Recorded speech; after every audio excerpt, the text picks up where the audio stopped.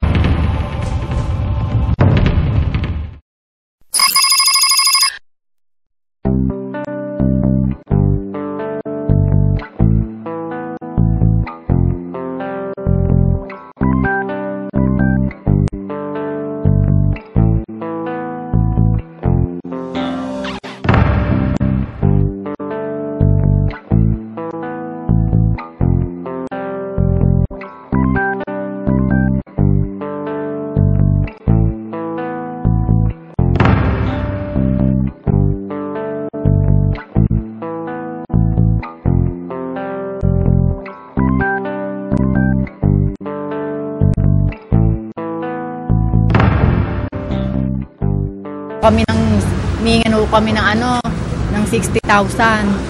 Wala po kami pera. Hindi, nilalabas na lang po namin ang ospital.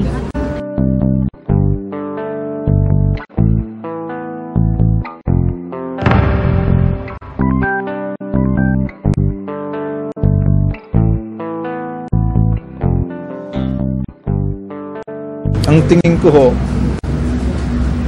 puputuli na yun, hindi na masalba, patay na yun. Ang masasalba mo na yan, isa, dalawa, pang-apat posible siguro. Kung totoo yung sinasabing pinangangalandakan ni Herrera na herbal supplement na hindi naman gamot na mababalik niya sa dati. Para sa akin mukhang hindi na tama na yung kanyang isang daliri doon na patay na baka ma-infection pa yan, dapat paputol muna.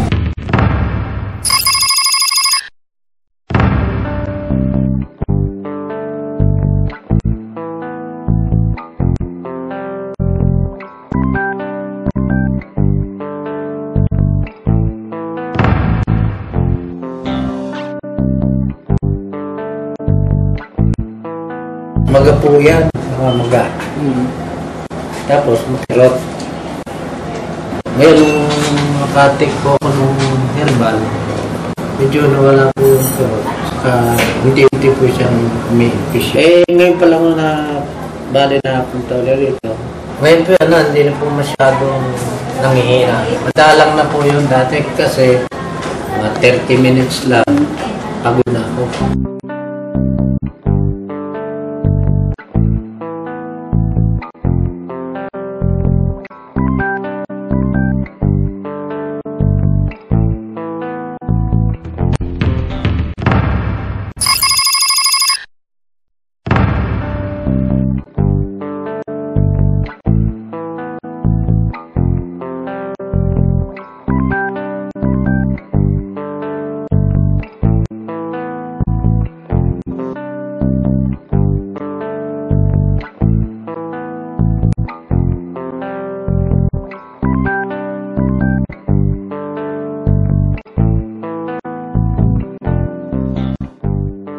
Tuyo na siya. Konting na lang. Konting sugat na lang. Yung noon, mahaba siya saka malapad. At yung laman, nat pa lang, hindi ka pares ngayon na maliit na may tumutubo pa para mapantay siya. Ngayon wala na. Wala na akong naramdaman kundi medyo manhid na lang yung lalim.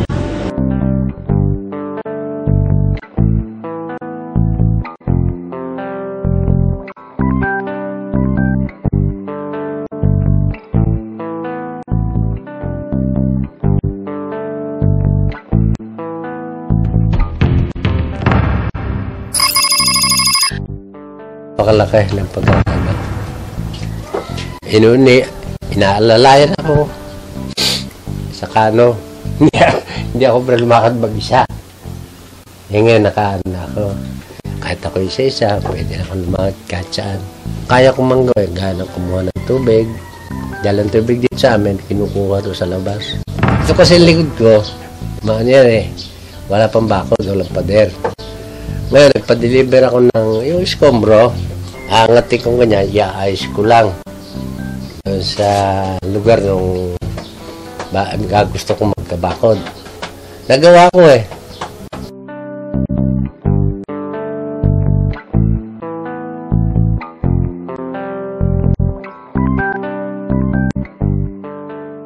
Kaya kung yung sa kalimbawang nakapanood nila o narinig nila, pwede silang lumapit. Madali naman lapitan para matulungan din sila.